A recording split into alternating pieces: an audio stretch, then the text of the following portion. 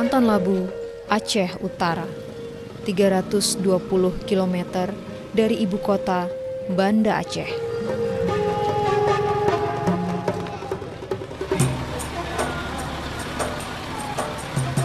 Seperti kota lainnya di Aceh, Panton Labu juga tak lepas dari konflik separatis.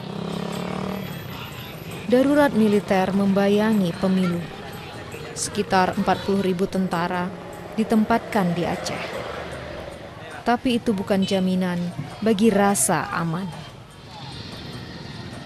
Dalam iklim seperti ini, berkampanye cukup beresiko.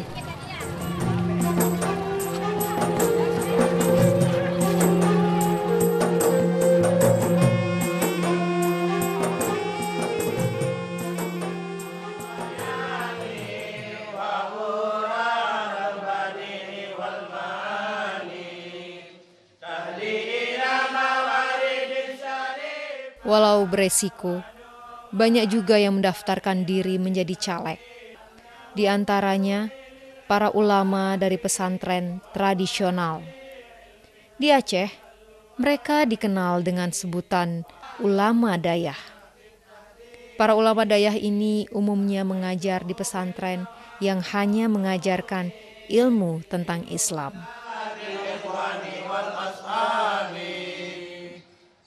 Jadi baru bisa kita selesaikan masalah ini hanya dengan cara di dewan. Jadi kita di luar ini nggak ada manfaatnya. Hanya yang ada capek. Misalnya ulama ngomong apapun, di podium kita apapun kita teriak-teriak nggak ada hasil. Karena kesimpulannya yang hasilnya itulah apa yang diketok oleh dewan. Nggak ada orang yang nggak berpolitik. Lembu pun berpolitik. Kerbau pun berpolitik. Dia nggak ada berak di mana tempat yang dia tidur. Qisiyatil hadisi fa yahtaju kullun minhuma hinaidin ila sabqi mislihi. Ulama dayah seperti Tengku Baihaqi sudah lama jauh dari panggung politik di Aceh. Bagi beberapa ulama dayah, pendidikan pesantren membuat mereka tidak memenuhi syarat menjadi caleg. Lainnya dicurigai mendukung GAM. Tapi ketika Aceh sudah mulai menerapkan syariat Islam, politik dan agama dinilai bisa bergandengan. Di Aceh sekarang ini, ulama butuh berpikir dan mencampuri dalam soal politik untuk di Aceh, karena di Aceh sekarang sedang disuarakan berlakunya syariat Islam. Jadi kalau ulama tidak berperan untuk mengatur pemerintahan di Aceh, sudah jelas jadi pemerintahan yang muara kepada syariat Islam nggak akan jalan. Karena sekarang yang menentukan kanun, aturan adalah DPR. Kalau DPR ini tidak mengerti agama Islam, misi syariat Islam, nanti tidak akan timbul kanun-kanun yang selaras dengan daerah syariat Islam. Sejarah Aceh selalu menempatkan figur ulama sebagai tokoh sentral, tokoh yang bisa memberikan kesejukan. Dari dulu fakta sejarah mengatakan, nah, ketika hari ini mereka tampil dalam gelanggang politik dan membawa kepentingan kelompok tertentu, kemana lagi kita semua masyarakat Aceh ingin menyampaikan aspirasi, ingin menyampaikan keinginan-keinginan yang diwakili oleh orang-orang yang independen. Yang orang independen itu ada pada figur ulama. Sudah cukup lama kita kehilangan tokoh, semua tidak ada lagi. Oleh karena itu kita berharap ulama tetap pada garisnya, ulama tetap pada tempatnya sebagai orang-orang yang independen yang berpihak kepada hati nurani rakyat.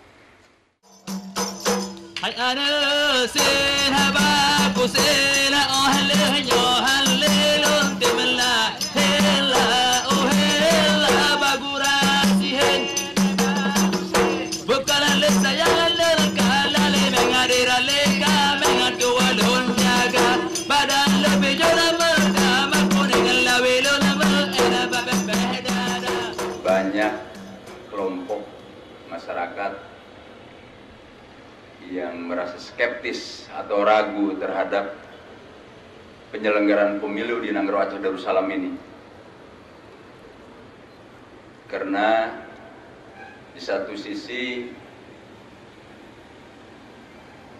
daerah Nanggroe Aceh Darussalam masih daerah konflik,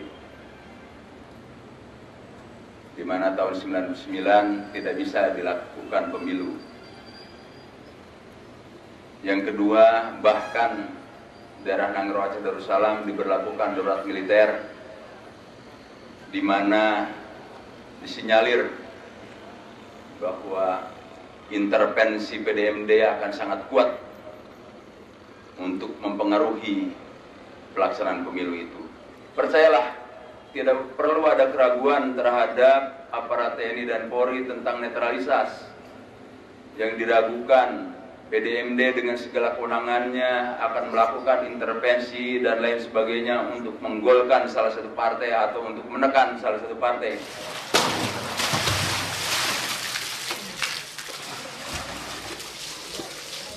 Pesantren Malikus Saleh, rumah bagi 600 santri yang belajar tentang Islam. Dari sinilah Tengku Baihaqi memulai karir politiknya. Minggu pertama kampanye, Tengku Baihaqi melapor ke kantor PPK setempat. Para caleg banyak yang mendapat ancaman dari GAM. Misalnya, mereka hanya boleh berkampanye sejauh 1 kilometer dari tiap-tiap desa yang mereka datangi. Hari ini kampanye kita tunda, bukan batal, kita tunda untuk pembatalan hari ini. Insya Allah nanti sudah mungkin banyak orang, pengamanannya sudah banyak di sini. Insya Allah. Batia Barat. Satu di Barat.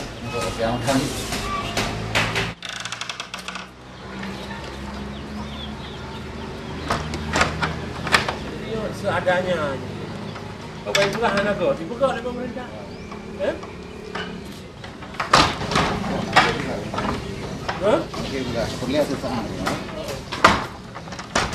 Yang penting nah, ya kan?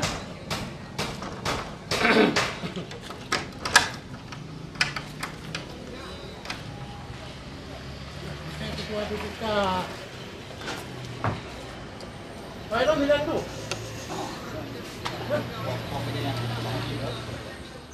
Kantor PPK ini selalu tutup karena alasan situasi yang tidak aman. Meski kampanye terbuka Tengku Baihaqi gagal, kampanye harus tetap dilakukan.